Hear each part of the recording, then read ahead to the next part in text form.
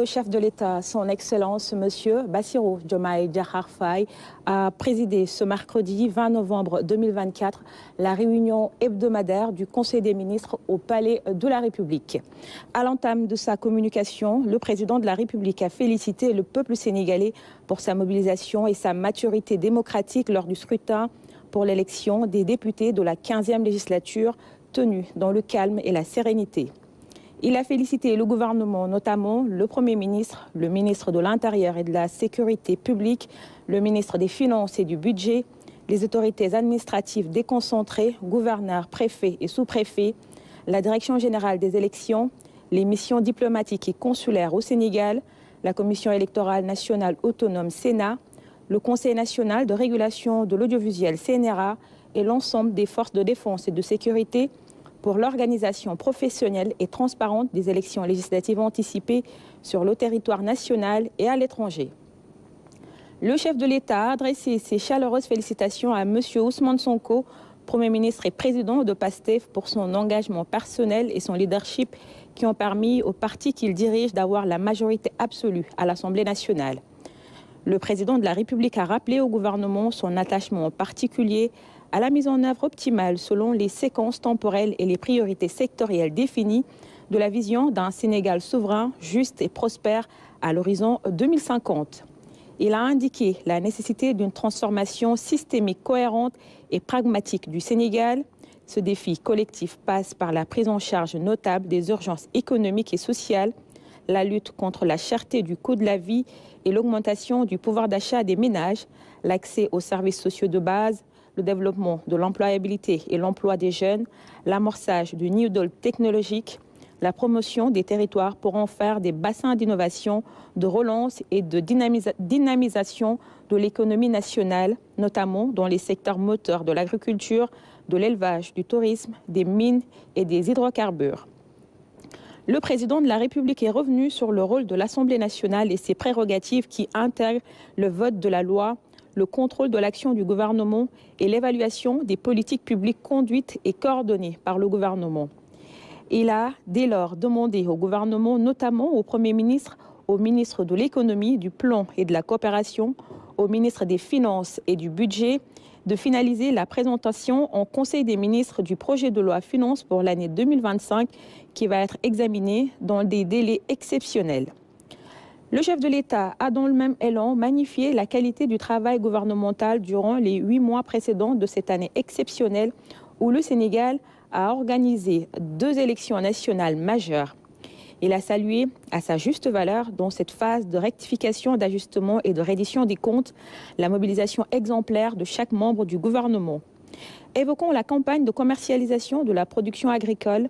le président de la République a demandé au gouvernement de veiller à la préservation des intérêts des producteurs, à la juste rémunération de leur production et au développement de l'industrie nationale dans une perspective de consolidation de la souveraineté économique.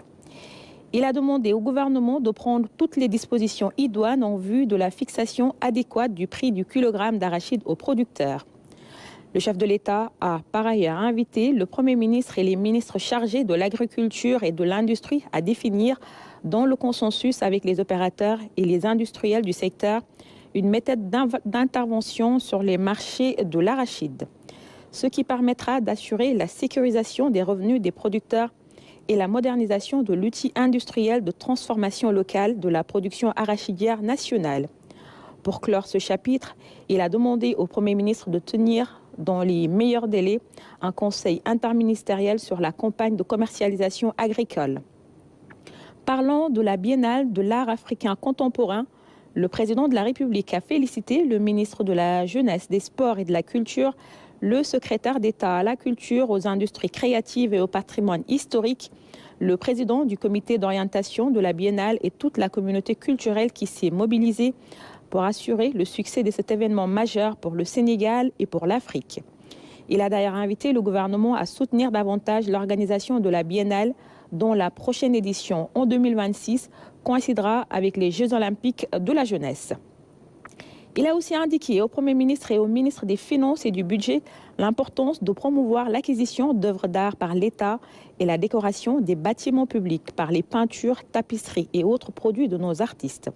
À cet effet, il a demandé au ministre de la Culture d'intensifier la modernisation et les productions des manufactures des arts décoratifs installées à Thiès et d'engager une réflexion sur le mécénat pour davantage promouvoir l'art sénégalais. Il a souligné la nécessité de développer une économie dynamique autour des arts et de la culture et de revitaliser la création artistique par l'exécution d'un plan concerté de transformation de l'École nationale des arts et métiers de la culture.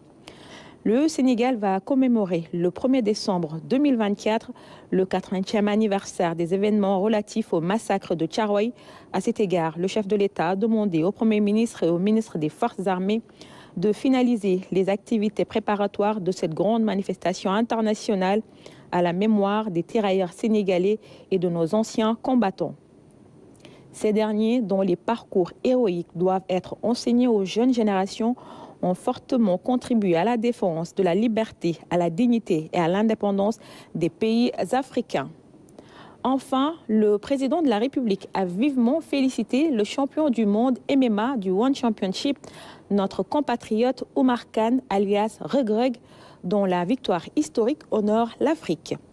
À l'entame de sa communication, le Premier ministre s'est félicité du plébiscite renouvelé du peuple sénégalais au projet de transformation systémique du pays